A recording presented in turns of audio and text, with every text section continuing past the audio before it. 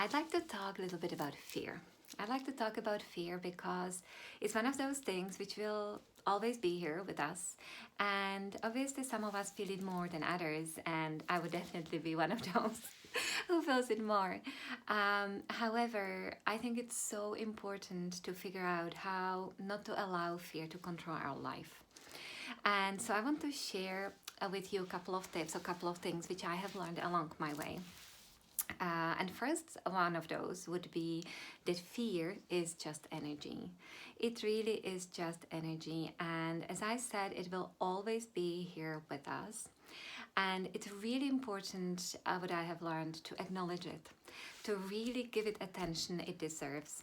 Because I actually even did a video a while back about fear when I kind of like called out fear and I spoke to fear and I gave it even space just to be with me, because I realized that it's like with a screaming child, right? Like when you have a screaming child and you just try to ignore her or him, they keep on screaming until you actually sit down with them and hug them and acknowledge them and talk to them, and that's when they only calm down. And so I try to approach in the same way to fear also. And so I feel it, I kind of really acknowledge it. Sometimes I talk to it. However, once I gave it that attention, I kind of really do my best to move through it because it is really an energy.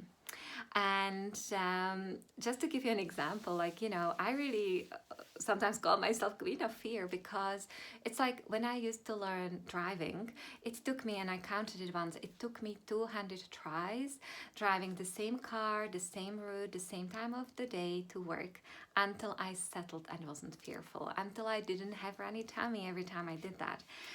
And so that's kind of would be one type of fear for me, in terms of experience.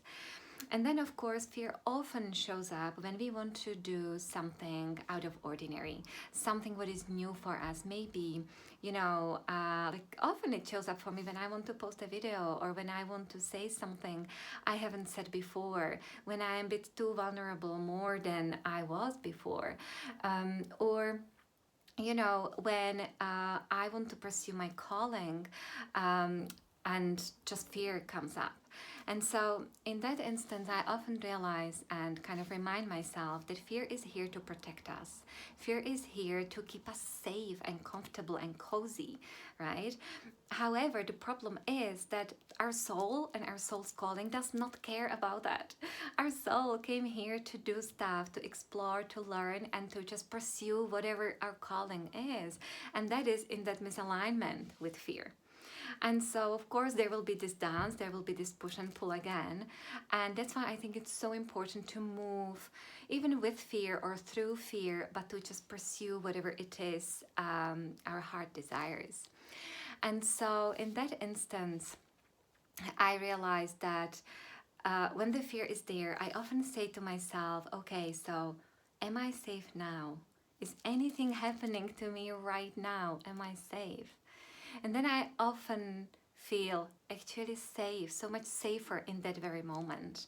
And I also consciously reach out and I reach out to divine, I connect with divine, because I say, look, I can choose fear or I can choose fate. And both are based on belief, on trust in something. And so, as I said, the fear will be there, right? It's the human part. And then fate also can be there. And if I trust that everything is always working out for me, that I am safe and I'm always looked after, because after all, that's why I am here right now, because I have always been looked after. If I trust that, then it's so much easier to actually move through that energy of fear and to move towards what it is I want to do. And so that's one of those kind of things I wanted to share, because I know, trust me, with my whole heart, I know how debilitating fear can be if we give into it. But we always have a choice. We can always choose to feel the fear and do it anyway. We can always choose that fear to be there because it's part of us and it's okay. However, to pursue our calling and to do what we are called to do.